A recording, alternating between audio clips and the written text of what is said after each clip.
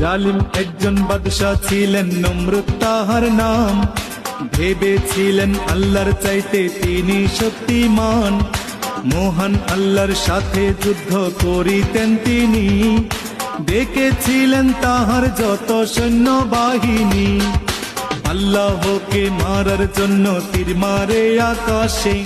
কাণ্ড দেখে আল্লাহ তাআলা হয়তো তখন হাসে, অবশেষে ক্ষুদ্র মশা দিয়ে রহমান নমরুদের সকল শক্তি করলেন অবসান। রাখে আল্লাহ মারে কে, ঠিক রাখো ঈমান। মাছের পেটে বাঁচিয়েছিলেন ইউনুস নবীর প্রাণ, সকল ফয়সালাকারী এক মহান আল্লাহ তাআলা। পাহাড় ভেঙে দরিয়া করে এই তো মাওলার খেলা, সকাল বেলার ধ্বনি আমরা ফকির সন্ধ্যা বেলা, সকাল বেলার ধ্বনি আমরা ফকির সন্ধ্যা বেলা।